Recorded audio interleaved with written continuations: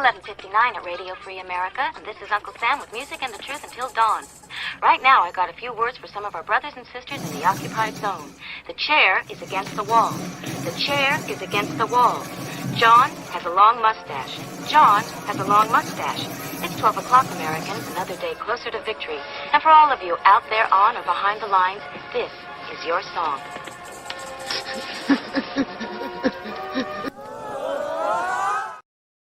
GearWebsites.com.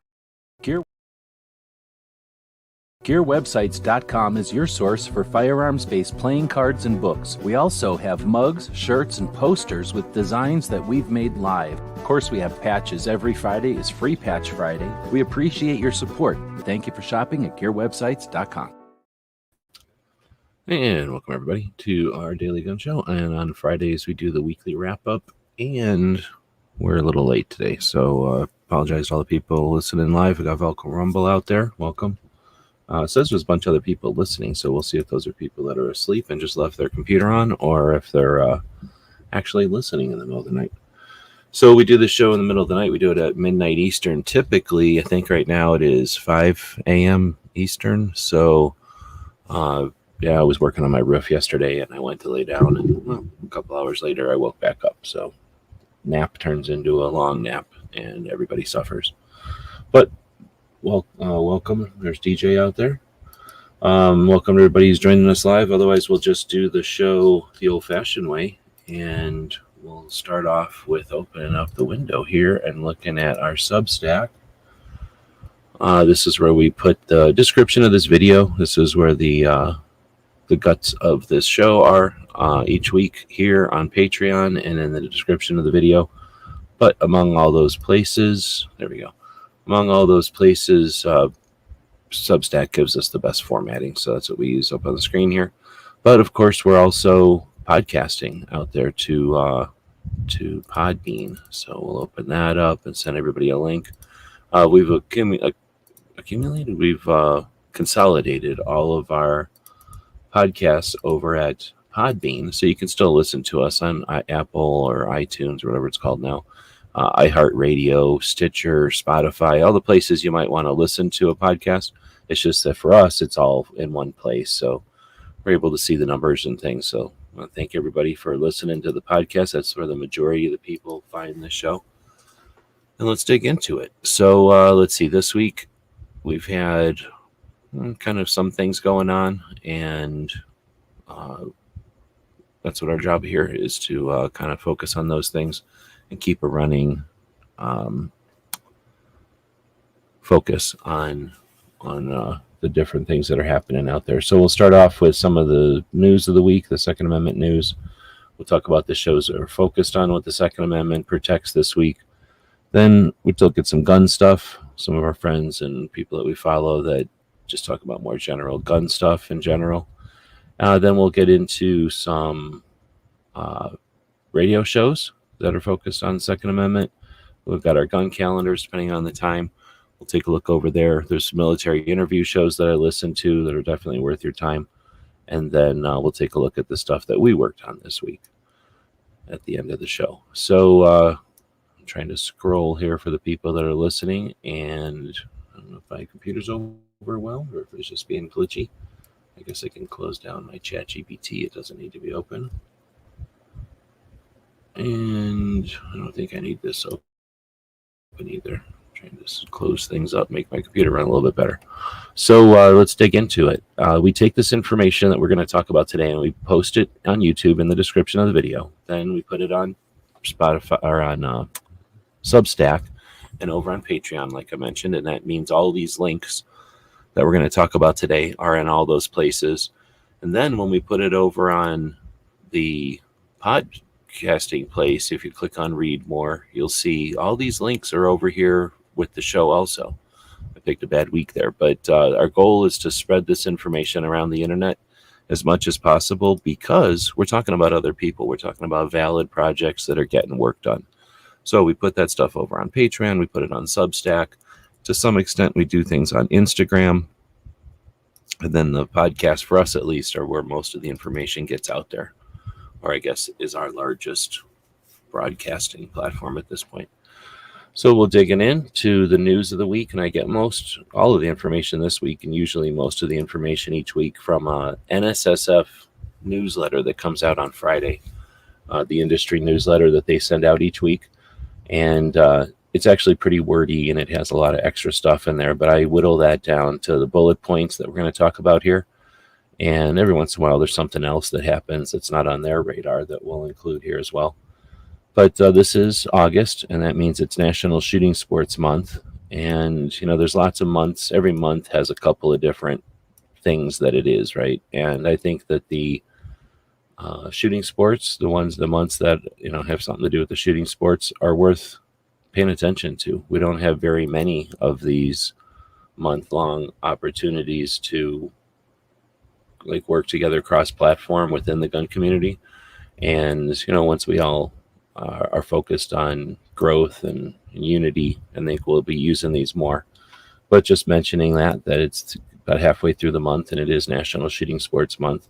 Check out NSSF. They do a lot of stuff. I think they probably created this, but other people participate for sure. So if you look around, you'll find people that are mentioning it or participating in it or maybe doing some kind of a special event. Then we have NSSF, the place that gives us this newsletter, is the National Shooting Sports Foundation. And they started, their origins go back to I think the 60s, if I remember right. And essentially we used to have industry trade shows regionally, essentially. So different parts of the country would host industry trade shows. And at some point, the industry started to look around at each other and go, when is this going to end? We have 6 or 8 industry shows every year that if we don't attend them, we're missing big chunks of the country. So we're kind of obligated to attend them. So NSSF happened when, what happened now? Some event happened in Virginia or someplace. And the people that ran that event kind of looked at each other and said, why don't we add this event to the agenda? And there was sort of why do we need another event? And the answer was, well, let's make this event a national one. So that there's this one event, one industry trade show people can go to. Well, it turns out that ended up being successful. I think it started in the 80s, right? So then St. Louis. So I think it started in St. Louis in the 80s, and then fast forward to now, and it's essentially the only. There are a couple of trade shows that happen still, I guess not really regionally, but for other focus areas. There are other trade shows, but the big one, the one that most people attend, is called SHOT Show. So NSSF started with that original kind of object, but they became quickly the industry, the firearms and gun and hunting industry association. So their job was to kind of provide a buffer or a translation between the industry and the government agencies that regulate the industry. And that's where they kind of sat for a long time. And then as SHOT Shows become more part of our culture, instead of just being an industry thing, NSSF's role has changed quite a bit too. And with the change in the NRA over the last 10, 20 years, the NSSF's role has changed. And with the awareness provided by the internet, people like me talking about it all the time, NSSF is on people's radar, and it has a bigger footprint or impact on the community now. So speaking about all that, to kind of give you some idea what NSSF is, where they came from, how they kind of fit into our culture, our community. We've got GOAL. We have the Gun Owners Action League out of Massachusetts, who's dealing with probably the most abusive anti-rights situation that we've got going on. I don't want to say ever, because California dealt with this often. Washington dealt with this. Oregon has dealt with it. Colorado's dealt with it. Nevada's dealt with it. Minnesota has dealt with this. And not to mention Connecticut, Rhode Island, New York, Maryland, all the different states back east that are dealing with this. But it's pretty heinous in Massachusetts. They already had a jackboot on their neck, and now they decided to just lean their entire weight onto that jackboot and just choke out the gun owners in Massachusetts, heinously. And this is done because their legislator meets every 72 hours. How ridiculous is that? Their legislator, their representatives at the state level, meet every 72 hours just to busy themselves with something. And they've decided that bullying gun owners and the rights of gun owners is a great virtue signal or something. and maybe to the rest of the country to show how awesome they are to be mean to gun owners or to just respect rights. And they've just really smashed Massachusetts recently. So nothing's being done. There's some people that are exploiting the situation by laughing at them or pointing at them. But aside from that, very little, if anything, is being done from outside of Massachusetts for the situation. But I noticed that NSSF donated $100,000 to GOAL, which is the state level pro rights organization there. And they've been around for a long time, very worthy and effective organization considering the challenge they have in the state they're in. And they gave them, or NSSF gave them $100,000. So NSSF brings in the third most money or the second most money, I guess.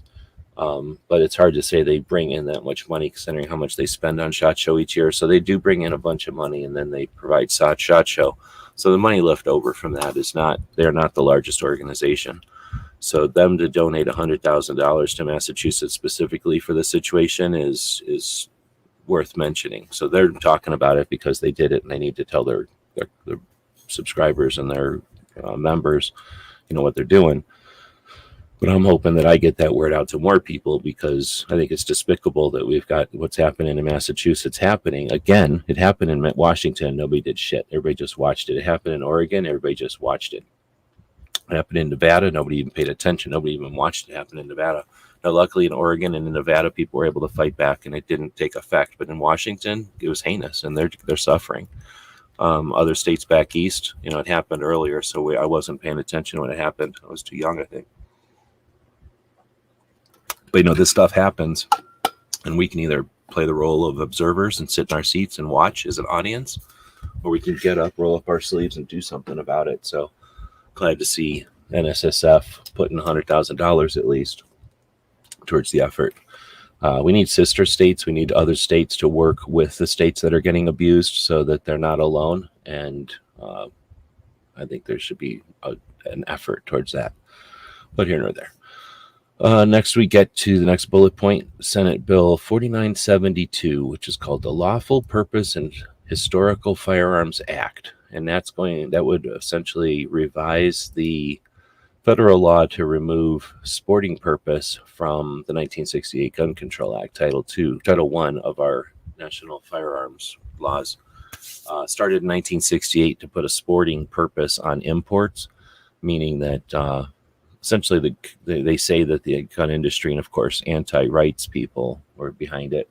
But after World War II in 1968, so quite a bit after World War II, but recently after World War II, there was a lot of World War II stockpile being eliminated from our armories or, Soviet countries that became private. So there's a lot of inventory out there of firearms from way before the Cold War, from the buildup of the two world wars.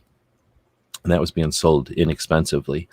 So that bothered people who hate rights, and it bothered the industry who liked making new stuff. So they created this list of criteria that a firearm being imported into the country would have to meet. And it's things like the caliber and the length and the type of material it's made out of and the sights on it and all kinds of little criteria. And that's why some guns cannot be imported into the United States still. They don't serve a sporting purpose. They either look too crazy or they don't have a sporting purpose for whatever reason, and they don't get qualified to import. The specific one that everybody used to remember was the GLOCKs and the subcalibers. They were too small of a caliber, and the gun was not a target gun, so they couldn't import them for a long time until they started building them here. But I think that's a great effort. We need to take things the other way. Instead of just being defensive all the time, we need to change unnecessary laws. And the sporting purpose is horrible, and we've lived with it way too long. We've lived in it for generations now, and it's heinous. It's no need for it at all. Removing it would allow lots of stuff like SKSs and some of the stuff that's been deemed unnecessary on the streets type of bullshit. Anyway, so good to see. I forgot what state the lady was from who started that one, but I think it was like Wisconsin or Minnesota or Montana or one of those states. The next bullet point, The U.S. Court of Appeals for the Eighth Circuit Court found that Biden-Harris administration's rule reclassifying pistol brace as short barrel rifles is arbitrary and capricious.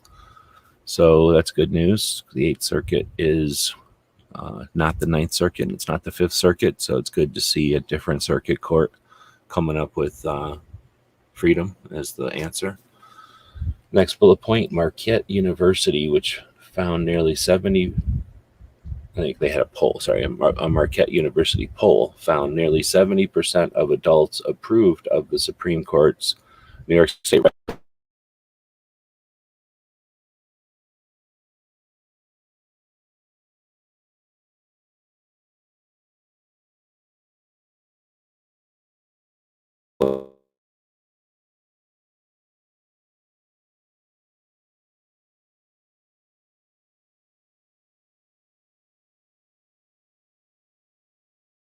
the New York State Rifle and Pistol Association decision there. Anyway, if you're listening, give me some feedback. If you're on X, you're allowed to feedback. You're allowed to comment, and if you comment, and I can put it on the screen, just like here with the DJ saying no audio. Is there no audio? Am I back or no? Okay, thanks. Yeah, my screen went blank, so it's telling me that I'm having a poor connection. So I appreciate all the people that stick with during my issues. I don't know why my internet's bad. It's been upgraded, so I don't know why my internet would be doing bad. Maybe they do some kind of thing in the middle of the night. Looks like it might be coming back. I'm gonna use this opportunity to play a commercial and drink something. I'm getting excruciatingly dry. Is that the right way to say it? I'm getting very dry over here. So here's a commercial that our friend Foss made for us.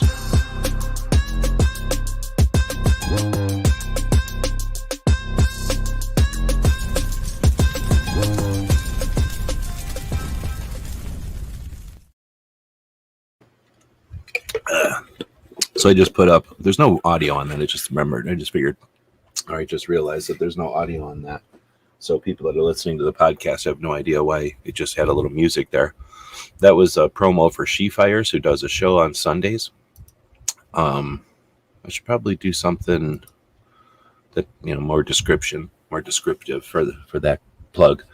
But I don't know if she'll actually have a show this week. DJ, do you know? She might be traveling to or at goals. I'm not sure. But She Fires typically goes live when she's around, when she's not traveling, on Sundays to do a show. It's worth checking out, and it's a live show. All right, so after the Marquette University poll, we get to somebody from Kentucky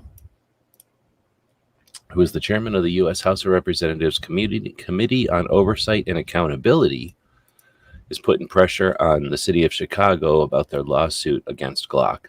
And I'm a big fan of that because, at least back in the day, GLOCK has been instrumental in changing public policy due to their stance, due to their position during a lawsuit at a national level. So hopefully they've got that same fortitude, and the GLOCK, the company, will stand firm and fight Chicago. And there's like a whole gang of Bloomberg money behind the fight from Chicago.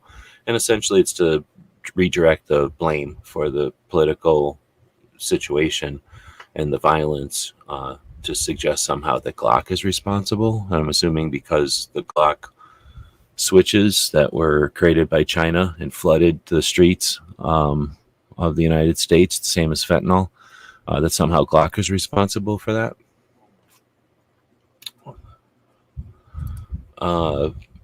DJ is saying that She Fires should have the show. She didn't say otherwise. Okay, that's good to hear. Thanks. Saints out there, welcome.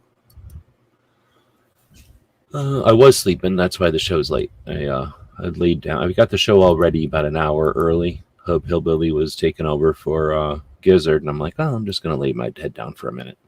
It'd be no big deal. I'll just set a bunch of alarms. And then I woke up long enough to say, hey, the show's going to be late in the comments. And then here we are hours later because I slept for a little while. Let's see. Problem is it was super hot, and I opened up the window because it was about to thunderstorm. It didn't, but it was acting like it was going to. So we had all these thunderclouds coming in and a bunch of cool wind breeze coming through. And, fell asleep. Sorry. Let's see. Silencer You know what? I bet you that's Silencer Co. Or is that Silencer Shop? I think it might be Silencer Shop. Contributed $25,000 to NSF's Protect Liberty Political Action Committee. So, okay. I don't remember the details on that one, but I'm pretty sure that's Silencer Shop. I think they're out of Montana. Where are they from?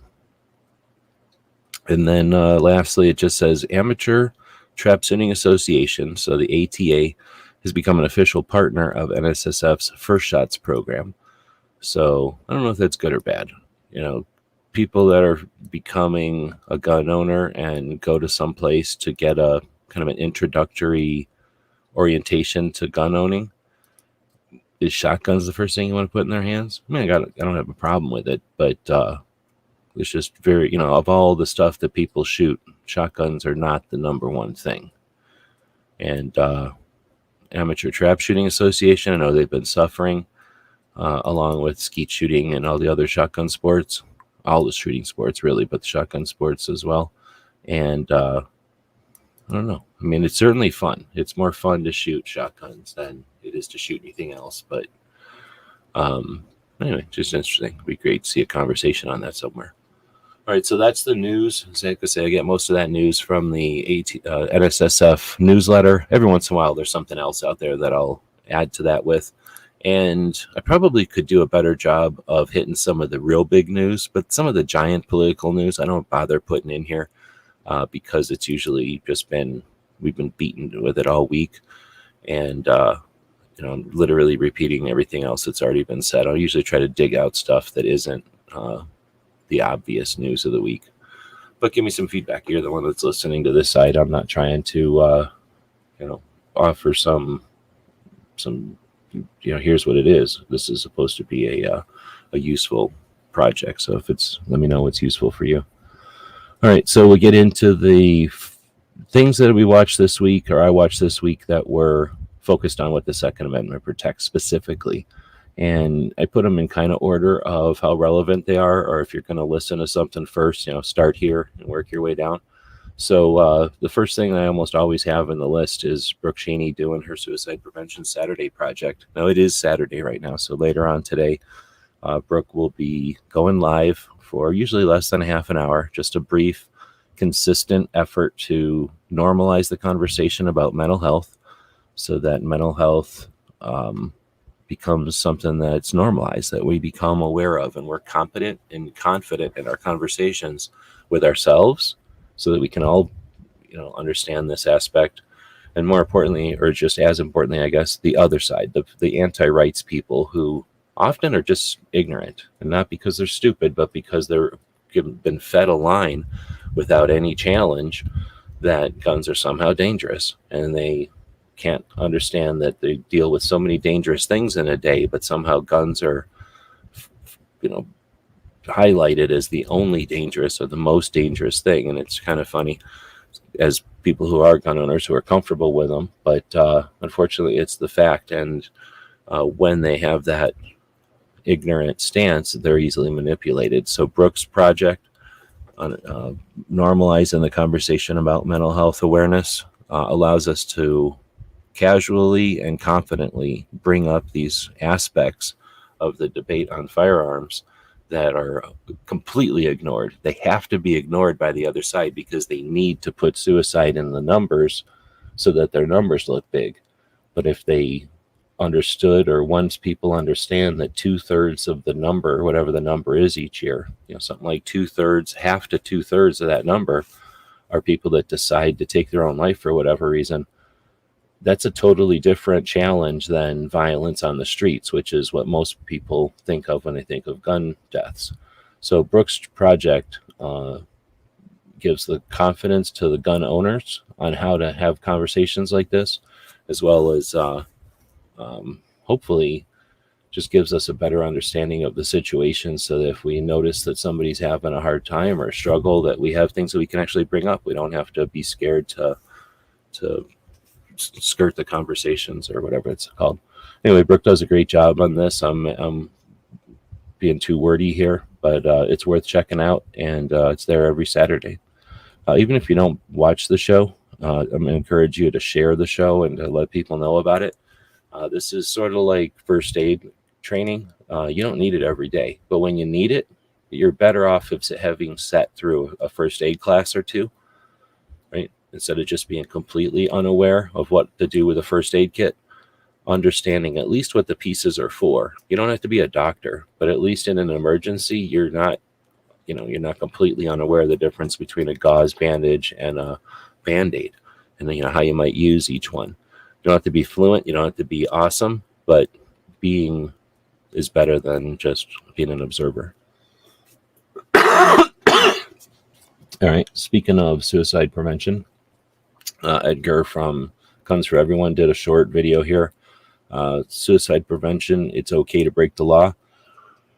And he's irreverent and he's an anarchist or something, so he's always looking for ways to rock the boat on things. So this approach to talking about suicide prevention is essentially saying that because of the ignorant people who create laws in their overall goal to remove firearms from society so that the individual doesn't have the right to assert their own individualism, and to be at the mercy of the state for protection.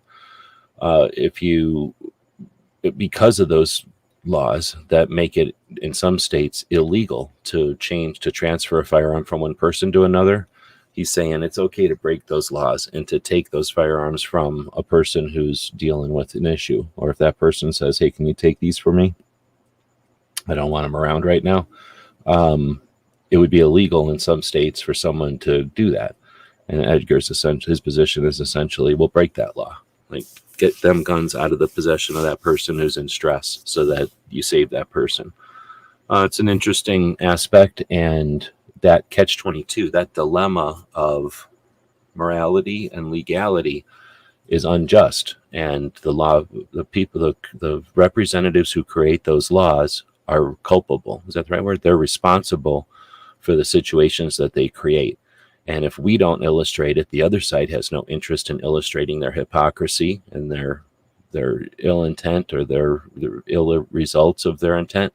So if it's up to us to illustrate these things. It's essentially the kind of stuff that Brooke talks about in a different way, and Edgar's just hitting it right to the more of a kick to the throat. But these are the kind of issues, these catch-22s, these dilemmas of legality are created by people who don't know what they're doing and create situations where people get stressed out, typically by leaving the military and law enforcement, who've either transitioned out of their jobs or are on the job still and are dealing with issues of stress psychologically or physically, and suicide ends up momentarily being the solution, and now we're left with the consequences. And we often look at the stress of the individual and the family involved, and no one at the time, because it would be not the right thing to do, but at the time the actual creation of the situation, the political environment, doesn't get the blame for creating the problem. And instead, of course, they want to cast the blame to something else. They cast it at the gun. And we're right back to that same defending the firearm again. So seeing people who are attacking this situation from different angles it's the biggest fight we've got, period. 2/3 of all the gun deaths are suicide. All of those people who are committing suicide are U.S. citizens, and they're choosing that option because they've been failed. Like, people have failed them. And the political people who stand up and suggest that they're there to prevent these issues get to walk away because no one's laying it on their steps. We can do a lot better. Yeah, we've got national level organizations that sue the shit out of people because it costs $25 to start a lawsuit and then $1 million to fart around behind the scenes, to do stuff with it. Then come up for air every once in a while and say how great their lawsuit or success rate is. Yet we still have suicide. So are we gaining anything, or are we paying attention to the one arm that's flapping? We have more than one arm. All right, we're going to keep moving to Massachusetts. So Toby from Cape Gun Works is, I think, one of the largest entities in Massachusetts with a voice. There's Riding Shotgun with Charlie. There's the Goal organization themselves. But I'm pretty sure anybody else with a voice from Massachusetts fled the state to a freer state. and maybe gives it some lip service. But Toby's still there. He's got the gun shop and other, he's got his, his roots there. So he's not leaving, and he's trying to inform and create awareness of the situation there in Massachusetts. The name keeps changing, but right now it's House Bill 4885. So essentially, they have been attacked by their representatives to, I don't know, like, there's no reason for them to have started this war on gun owners. So I think it's a virtue signal for the rest of the country, or some sort of a play in a larger strategy from the national level. But we're seeing Massachusetts just take an unreasonable amount of abuse with this H 4885. And since their legislator meets every 72 hours, they don't really, it's not difficult for them to just make a constant onslaught of these attacks on our rights, or on their rights, I guess. So this happened very quickly, this bill, and it was done unscrupulously. They actually took a bill that was different, some kind of a funding bill, and essentially gutted it, added all this text to it, and then let it run through the finish line without any of the normal checks and balances. So this was really pushed on Massachusetts. No one voted for it except for representatives, and they have a very left-leaning political situation there, obviously.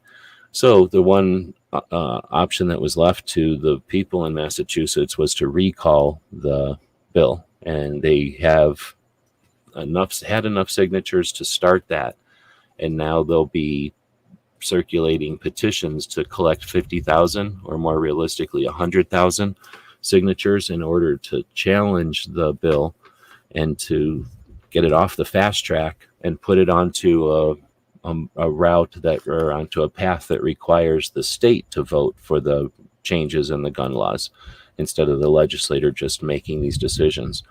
So there is some optimism in Massachusetts. So there is some bright light that the people can create awareness on this situation. Now, if we're going to depend on the hundreds of thousands of gun owners in Massachusetts, when we have something like, 30 million gun owners in the country, it's pathetic. We have an opportunity here to see the entire country rally around Massachusetts and put the weight of our collective group of firearms owners and the industry and everything else up against some belligerent representatives in a state. So we're either going to be spectators and chew popcorn while the stuff happens in Massachusetts, or our national level organizations are going to do something worthy and create something to challenge this, so that the rest of this country can not just sit there and watch, but do something. Imagine if a whole bunch of people in the country just lifted a little finger to help Massachusetts, and Massachusetts comes out of it as a gun-friendly state. What would that do for the other states and for the collective appetite? We'd want to start lifting fingers for New York and for Connecticut and for New Jersey and Rhode Island, right? Well, potentially. Let's see. Hopefully there's some money in it somewhere so that one of the organizations grabs on that. All right, so switching gears, this show called Jubilee happened, or is a thing, and they had this gun debate where they had 4 people who I've never heard of, well, Black Rambo and 3 other people I've never heard of, and then 4 other people I've never heard of, just 4 regular people who were there to be the pro-gun and the anti-gun side of this quote-unquote conversation. That's all it really was. It wasn't a debate. So you had a bunch of people who were anti-gun that had never done anything more than watch the news, and then you had some people that are pro-gun who I haven't really had any experience with conversations. So it was, it was a thing. I don't know. I'm assuming Jubilee is some kind of liberal situation, because they approach this so nonchalantly and shittily. Shittily, is that a word? In a shit way. Like, they didn't put much effort into this, and I became aware of it because what's he call himself now? The Gun Show? No. Yeah, Gun Show Radio or something like that. Whatever Armed Atlas used to be, or whatever he's called now. he did this reaction video that I seen coming, so I went and seen what this thing was all about. But his video got cut off like 20 minutes in. So you get some of Armed Atlas's insight. But this is what I really was interested in. This Hannah, what's her name? Hannah Cox. I never heard of her before, but she was one of the people in the debate. And she's some kind of a political person who gets off on knowing a bunch of political stuff and constantly talking about political things. And guns are not her thing, but she is competent, I guess, to be on this panel. And she made a bunch of points during this. Maybe it's like a 2-hour show. So she makes a bunch of points during the show, and then during the editing, they would put these little blurbs up to fact check or to offer more info at the bottom, kind of like DVD extras as they were having their conversation. And the stuff that they would flash on the screen either had nothing to do with what she was talking about or like missed the mark. So this is her chatting for an hour about all the ways that they didn't understand what she was talking about and her reiterating her position. It was pretty good. It's listening to someone who's like interested in debating and is a conservative. So she assumes she's supposed to like guns and she owns a gun, but that's is essentially as much as she knows about guns. So it would be good to see her sit down with someone who knows what they're talking about and give her some more ammunition so that she's more competent and capable having a conversation about guns. Because right now, all she's got is old NRA, like little lines, like what do they call them? Little sayings and stuff. Armed Atlas, hopefully he'll have the rest of his show up. And then the show itself, I don't know if you want to watch it. It's if you're super bored. There's so many other things that are worth watching. This was just a bunch of nothing, really. Black Rambo is definitely not. He's on our side and everything, but he's not good. He just basically gets up there and talks like some gun owner who's passionate but not competent in talking about the subject. And the anti-gun people were useless. They've never had the conversation before. So they should have been educated during the show, but instead they were just challenged. So it was essentially nothing. As far as I can tell, there was nothing accomplished in the show other than another version of let's present our positions and leave it at that. All right, so next we're getting into Maj had a conversation with Judge Joe Brown. I've only watched about a chunk of that, but I've got it up here somewhere as a tab. I'll keep watching that as I'm working on some other things here. It seemed pretty interesting. Then we have 4 boxes talking about the ATF trying to get rid of the AR-15s. I don't know if I must have watched it, but I don't remember that one. Then riding shotgun with Charlie. He drives around, talks to people from the Second Amendment community, and he's talking to Mike from Gun Owners Action League. Guess what? Talking about what's happening in Massachusetts. So some of the heavy hitters in Massachusetts are Goal and riding shotgun with Charlie, who didn't move out of the state whenever it started to get tough there. Then we've got the American Suppressor Association talking about an FPI pin, Universal something identification number. So essentially, if you have a social security number that's goofy or your name is very similar to a bunch of criminals, then you can get this universal identification number from the FBI, and that'll allow your 4473s and your suppressor form 3s, I guess, to go through smoother or with less issue, because that ID that you create with them will essentially alert them that you're not that criminal or whoever, or that from that list of criminals or something. So I'd rather see American Suppressor Association get rid of the NFA, but they're definitely doing both things. I think they're constantly trying to do that to some extent, but there's no real initiatives to that end. So until that happens, or while they're sitting there, they continue to grease the wheels of bureaucracy. So I guess it's a good thing, but I don't want to see bureaucracy become comfortable. I want to see bureaucracy become eliminated. We don't need the bureaucracy. We don't need an easier, comfortable bureaucracy. We need the lack of bureaucracy. So I'm kind of both ways with Americans Press Association. I support them, but I just wish they were getting rid of the NFA instead of facilitating the comfortable NFA. All right, speaking of, that was the end of the two-way stuff. We're going to get into the gun talk here. We're about 40 minutes in, so I guess I'm chatting pretty good today. We missed the show last week completely, and I debated whether I should go back and catch all the stuff I missed the week before, because there was some good stuff the week before this, but I didn't, and I didn't want this show to be like 2 hours long. So we'll get into the gun-related stuff here. And I always put She Fires at the beginning of the gun-related stuff. She's 2A and everything, but she's and she works for the Gun Owners of America, and actually, hosts or runs their table for them at events. Completely volunteer, from what I understand. Organization that makes tens of millions of dollars a year is dependent on volunteers to travel to places to set up. Not saying it's despicable, it's just unnecessary.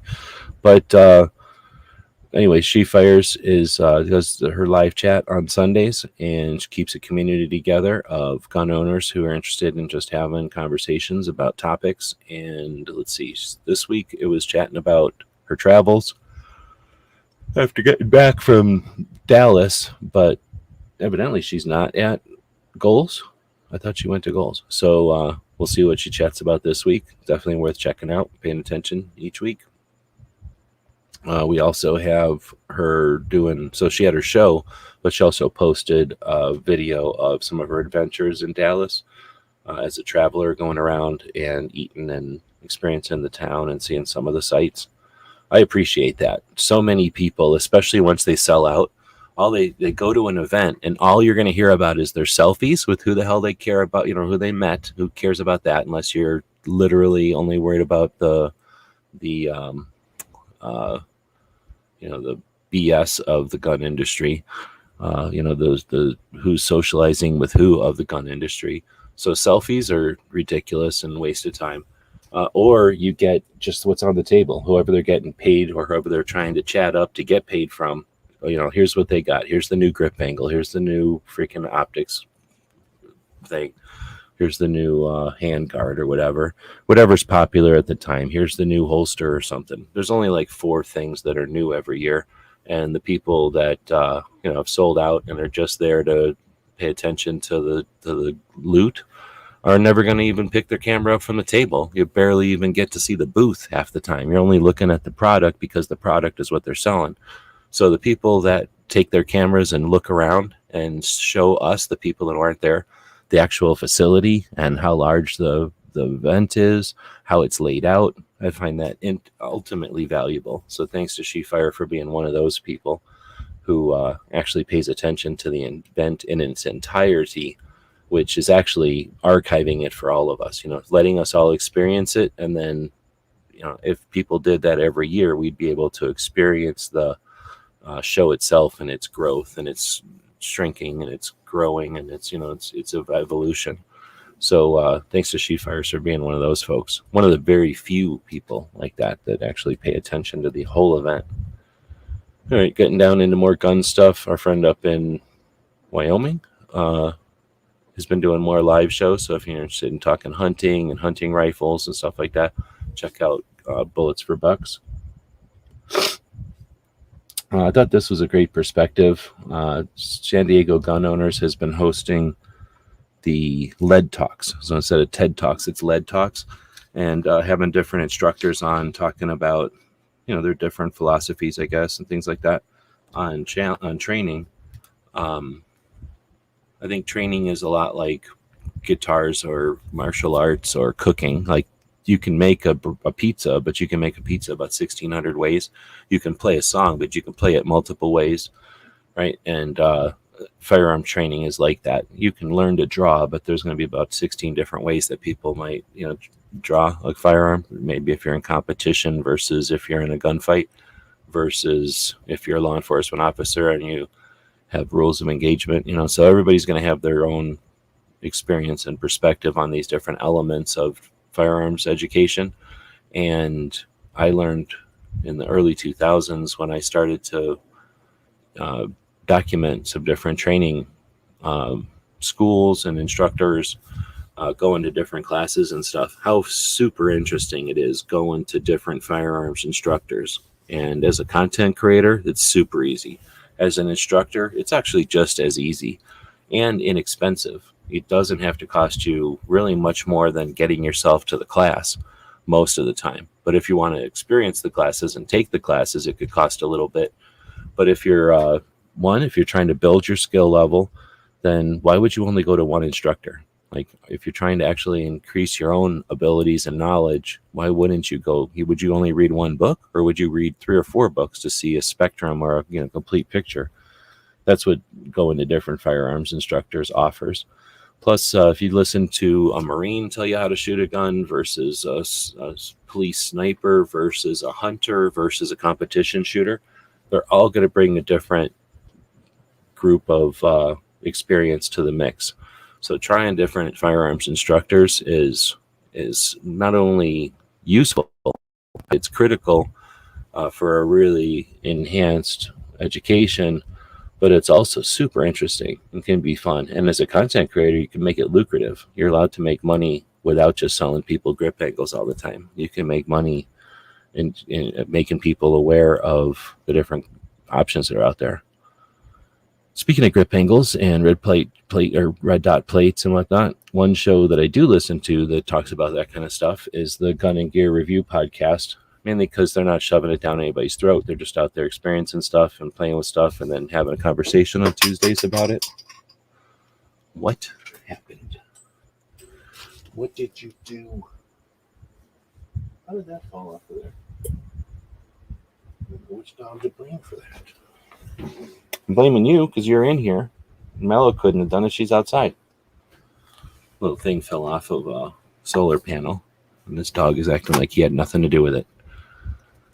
So anyway, the Gun and Gear Review is worth listening to. That's on Tuesdays, or I guess you can listen to it on any podcast platform you want to. Gear Report are friends from one of the Carolinas. I don't really remember which Carolina. But Jeff does the Gear Report show on Thursdays. Check that out if you want. Talk about gear and whatnot. So I talked about lead talks. This week they had Jim Bellinger talking about the right mindset for effective firearms training. So that was the lead talks this week. I think those come out on Monday. Then we've got I forgot what his channel name is. Some with gardens.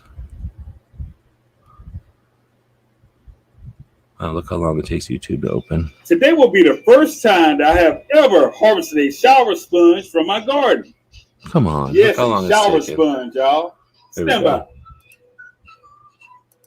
So Black Guns and Gardens does a pretty cool channel where he's usually gardening, but he's a gun channel, so he'll have some talk about guns. I honestly don't look at his gun stuff, but definitely like the garden stuff. Out here in Arizona, our gardens, we can have good gardens and stuff, but you definitely got to throw water at them.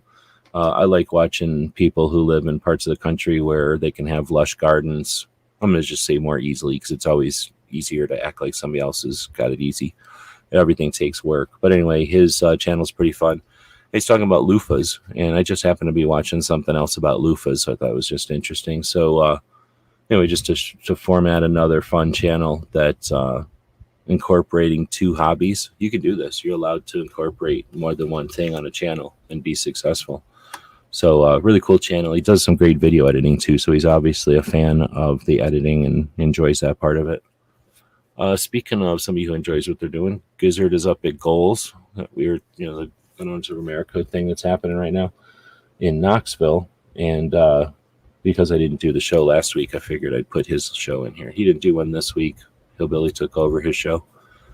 Let's see. AR Guns went live this morning, I think. I think he just did this. Or wait, was this yesterday? I guess he did this yesterday. But always a treat, bringing the people together, having conversations. AR Guns is typically focused on reloading and that kind of stuff, but he's not only reloading. He'll chat about whatever and brings a bunch of people together.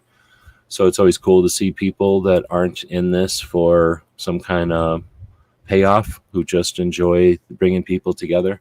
It's ultimately critical for our community to have people getting together. for more than just commerce. So I really appreciate the folks that host these live shows like AR Guns. Speaking of people that host shows to keep people together, we've got Foss doing, I think we got three things in here this week. We got the mouse party and the other mouse party. So that was, because I missed a week, we had the two different Wednesday night mouse parties. And then every other week on Saturday nights, he'll host the overnight show. He's up to episode 94 already. And this week we talked about freedom versus security. So if you want to check that out, there won't be another one of those shows till not this weekend, but next weekend. All right, then we get into the radio shows. Looks like DJ took off. Thanks for the other people that are here, though. You're allowed to chat if you're on X, just like I brought up DJ's comment over here. If you say something on X, it comes up on my StreamYard over here, and I can bring it up on the screen. Just like Saint said stuff right there. So next up, we'll take a look at some radio shows. I started listening to Rapid Fire Radio back when Toby was on with Riding Shotgun with Charlie. I listened to that show right after I heard Toby on the radio out here in Arizona. Like, I was just minding my business one Sunday morning, and Toby was on the radio out here, and he was talking about 2A, not just guns, but 2A. So I was definitely excited, and I went and found his YouTube channel and started listening to the show live on YouTube instead of the recording, and then been listening ever since. So that was a couple years back now. Toby's definitely, I would say, stands alone as being a show that's there to promote his shop and his adventures, but also the situation in Massachusetts, which unfortunately, like we've talked about, is getting pretty bad, or has gotten pretty bad. So anyway, this week they do a show on Wednesday, they do a show on Tuesday, and they do a show on Sunday, in addition to right now all kinds of extras. Getting people like Q&A and up to date on the different changes with the situation they have there. But this week on his Wednesday show, they do the first hour just kind of talking and chatting with the people that are live. And then the second hour is an interview. And this week they had the Liberal Gun Club, people from the Liberal Gun Club on. I think I fell asleep right in the middle of that show, so I have not seen that interview. I'll have to watch that. On Tuesdays, Toby hosts a segment of the Grace Curley Show, which is a radio show in Boston, and they talk about Second Amendment and 2A for like 45 minutes or maybe less now. And then he does a show on Tuesdays, and then I usually have the California, or what's it, the San Diego Gun Owners does Gun Owners Radio show on Sunday right after She Fires. Actually, it's kind of overlapped She Fires a little bit. I just didn't link to it this week, and that was just a mistake. Normally that's in there. We're not going to go over to gun calendars because the show's running kind of long, but we do post over on guncalendars.com events like the goals thing that's happening right now, pieces of history, things that, anniversaries and things that have happened. There we go. There's nothing to buy there. It's just literally a calendar with lists of rallies and different industry events and shoots and different things that are happening in the community on a regular basis, or things that are, just happening once, as well as, just like the Marine Corps birthday and that kind of stuff. So this month is a neat month. August had the anniversary of Red Dawn, and it's also the date that Skynet became self-aware. August 29th, 1987 at 2:14 a.m. Eastern Standard Time, Skynet became self-aware. So I always throw that in the calendar as well. Anyway, you get all kinds of stuff like that over at guncalendars.com. And again, thanks to our Patreons. There's a scroll at the bottom of the screen saying thanks to our Patreons for making our projects possible. Gun Calendars is one of those. We're gun websites because we have a lot of websites out there. AskGunQuestions.com is one of them, where people can ask questions. Tony and I get together on Saturdays and answer those. That's been out there for 17 years. And Gun Calendars, I forget how old that one is, like 5 or 6 years old. These are projects where we're just trying to get information out there. The internet is a giant set of data, and that data is recorded and interpreted by lots of different things like search engines and now AIs. So what we're trying to do is with the websites is create awareness, normalize guns, and just have information available for all those automated and kind of I guess automated systems that scrape and search the internet. Without the information there, they only get the point of view from the antis. So we really do appreciate the patrons to make it possible to keep those servers up, to give us the time to work on those projects. Over the years, we've spent just hours. I mean, I can't even say, like, probably months and months and months of time creating all the resources on Minuteman University, on some of the different buyer's guides and things. So much thanks and much respect to our Patreons, the people that are capitalists and they financially support what we do. Most people are dropping like $5 a month, maybe a couple of bucks a month, and then a couple of people drop $25 a month. And we really do appreciate it. It all adds up. It all accumulates and pays for the servers and the software that keep everything online, and then some time, which allows me to actually spend time on these projects without going into debt. So I really appreciate their efforts. And you can be one. You can just jump over to Patreon. There's links somewhere, and then be a channel member over here on YouTube. YouTube takes like 30%. So if you want to be a YouTube channel member, that's awesome. But it's just Patreon is a better deal. Patreon, like 4% or something. Like most of the money heads over to our projects. Don't throw a link in here. So let me throw a link, or did DJ throw a link? He may have. Yep, DJ did. Thanks. So there's now a link up on the screen there for our Patreon if you want to check it out. Again, much appreciated. We're capitalists. I'm trying to get out of my debt right now. I'm really close to being out of debt, but I got into some massive debt doing Second Amendment stuff without really paying attention to the money side. I'm still not going to charge you for nothing over here. I make my money elsewhere. But as I get out of debt, I really do appreciate the Patreons to make it possible for us to keep all this stuff online. We wouldn't have been here without the Patreons. Like, it would have all fallen apart middle of last year. Let's see. So then we have the military interviews that we're going to take a look at. And you might look at this and go, I don't care about the military, or the military scares me, or like, I wasn't in the military, so I shouldn't listen to these. That's all bullshit. These are super interesting conversations for the most part.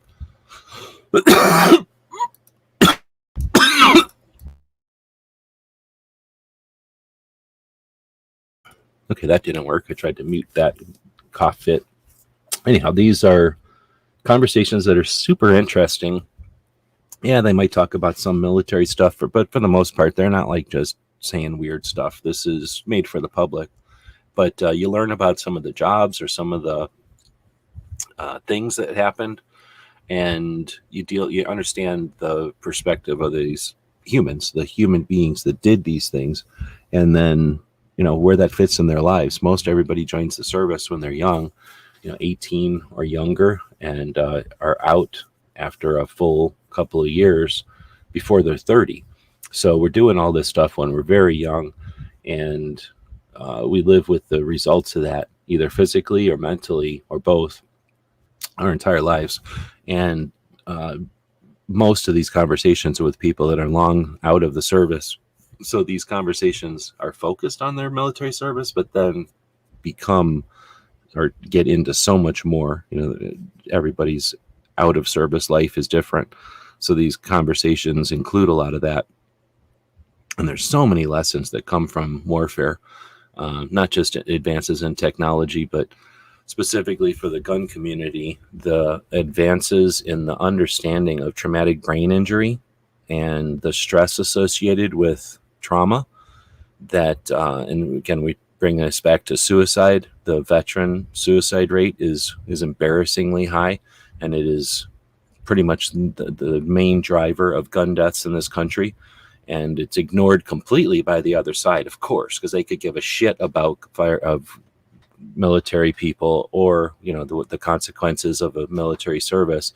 And if the people in the military get stressed out and end up offing themselves, it plays into the antis 100%. So I'm not saying they live for it, but they certainly aren't going to do anything to end that.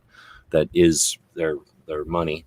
So to understand from these actual people affected, to understand from them, and to hear the advances in the awareness of the physical harm or the consequences of the physical harm that the military occupations make the human body endure, is incredible. Like back in the day, you just did stuff and you'd shut up and do it, and then the consequences of it were your problem.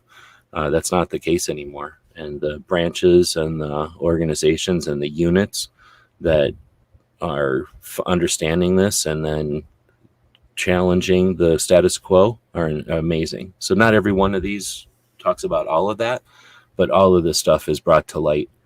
And then there's also just exciting, interesting conversations, and people are talking about books, and in so many cases, it's about their life after the service, which is affected by the service, driven by their time in service. So it's all relevant, but then their after service lives are as varied as anything else. So in this case, we're talking, that first one was talking about a CIA ground branch. So every unit, well, we always talk about the branches of government or the departments of the executive branch.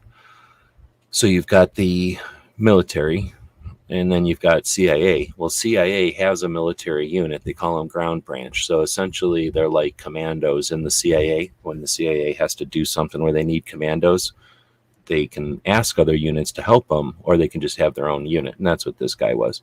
So interesting to hear about that. And he was in quite a while ago, so it was interesting to hear about his adventures and what the CIA does and where they sent him and stuff like that. Then this next one, and that was Team House.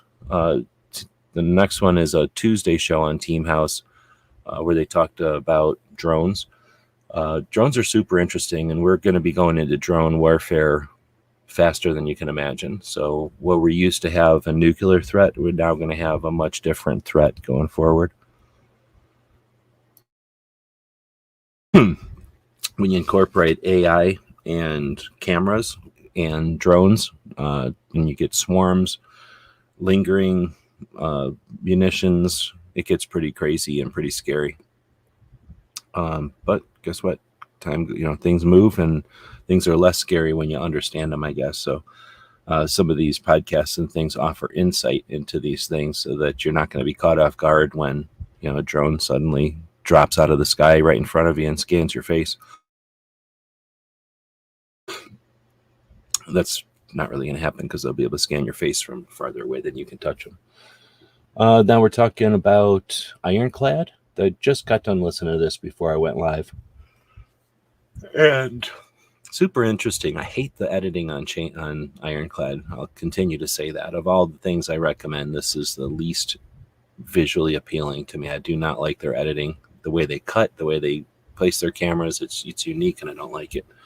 But they do have interesting conversations. So Change Agents is one of the channels or one of the programs on Ironclad that I pay attention to. And this is an hour-something conversation talking about Clearview AI, which is essentially a company that scrubbed the entire internet for every face. And they have something like, I forget how many billions of faces in their inventory. And essentially, if you give it a face, it will tell you who that person is and show you everything they've ever done online. It's no big deal. And they sell that information to military and law enforcement. So if you want to hear about that, you can go check that out.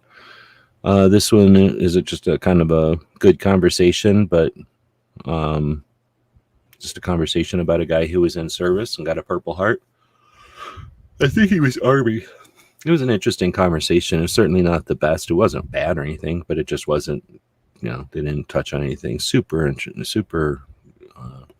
new or anything. And then let's see, this one was another Team House talking about, that one was from Friday night. This one was actually this evening's, or what happens right before this show when it's live is Team House. This was them talking about a guy who was JSOC medical. So Joint Special Operations Command is sort of the hierarchy. There's Army, Navy, Air Force, Marines, and Space Force and Coast Guard. But now there's also JSOC, Special Operations Command. And this guy was a medic for that organization. All right, and then we get to what we did this week on Saturdays. Tony and I get together and do the Ask Gun Question show. Since last Saturday's show coincided with the 40th anniversary of Red Dawn, we ended up talking about Red Dawn quite a bit. Best movie ever made. And on Tuesday of last week, I ended up kind of going through and going for like half an hour researching and searching for mental health awareness organizations to try to break them down between military, law enforcement and EMS, hunters and gun owners, and maybe that was it. So to just try to archive, where we're at today with organizations that are focused on mental health awareness. And that's what we try to do on Tuesdays. Our goal would be to go live every Tuesday with workshops. So thanks to the Patreons that are here. If we had maybe twice as many Patreons, I could really consider doing stuff on a more daily basis. We're going to be working on getting some sponsors and stuff to start getting into that again as it gets to the end of the year and the election season. Hopefully we can contribute something useful by going live every day. If it's something you'd like to see happen, like I say, jump onto Patreon, jump onto the channel members, throw a couple of bucks at us. It all adds up and allows me to make that decision a lot easier. But if you know somebody that runs a gun shop or something and they might want to support a project like this one, have them get in touch with us. They can send them over to our Patreon or have them talk to me directly. But would like to get the show going on a more daily basis again. And I'm interested to know from the people that are listening, this is an inopportune time to ask in the middle of the night on a late show like this, but would you rather, for the people that are listening as a podcast or listening to this in the future, if we were going live daily, would you rather have us go live daily at noon or at midnight? I'm not going to sway it. Just feel free to let us know, if you'd rather see this be an overnight show or a daytime, normal time of day type of show. There's advantages and disadvantages to both for sure. But since most of the people that listen to this are listening as a podcast, it really doesn't matter too much when we record the show. So, because the people that listen as a podcast are going to listen at their discretion when they feel like it. All right, that's the end of the show. We want to thank everybody for being here. It was the middle of the night. We had Saint participate and DJ, Vulcan all jumped in. But that was it. So if anybody else wants to be part of the show, all you got to do is comment. We do this live as opposed to a scripted recording because I value the interactive nature of the internet. So I really do value the people that participate that way. That's the wrap up this week. We'll see you next week. We'll be around tomorrow working, or I guess later on today, working on a project instead of the Ask Gun questions, since Tony is at goals. And then we'll be back next Saturday with Tony to hear about how it went. I'll throw a couple of commercials up here to end it. And thank you again for watching. This is Earl Benson reporting from downtown Topeka, where Gizzard Gary is rampaging through the city. Authorities have asked the public to stay indoors. They believe he will tire soon and need a nap. Gizzard Gary can normally be seen on Foul Territory, Friday nights at 7 p.m. Central. Wednesday, 8 p.m. for the channel members chat. Stay safe and give him the bird. Earl Benson signing off. I think that's still the old one, but everybody knows when Gizzard shows. Sir, why are you in Barry's fishing net? He ran right into it. Get your stinking paws off me, you damn dirty apes. First off, that is incredibly rude. You ran straight into Barry's fishing net. It's ruined. How is Barry gonna fish now? I'm just trying to find some patches and some stickers. Well, all you have to do is go to gearwebsites.com and you can find 2A-related stickers and patches. And even if you need web consulting, technology consulting, 3D printing, anything like that, gearwebsites.com. Now, please get out of the net. I'm sorry. Jerk. GearWebsites.com is your source for firearms-based playing cards and books. We also have mugs, shirts, and posters with designs that we've made live. Of course, we have patches. Every Friday is Free Patch Friday. We appreciate your support. Thank you for shopping at GearWebsites.com. Vulcan's asking Pacific time or Eastern time. I do everything with metric time, so I do everything for the East Coast people. They don't like to do math, and people on the West Coast, we're so used to doing math because we're so proficient in offsetting the times, because people on the East Coast never think about time zones. I do everything in East Coast, so midnight Eastern. All right, thanks for the question, and have a great night. or rest of your day, I guess.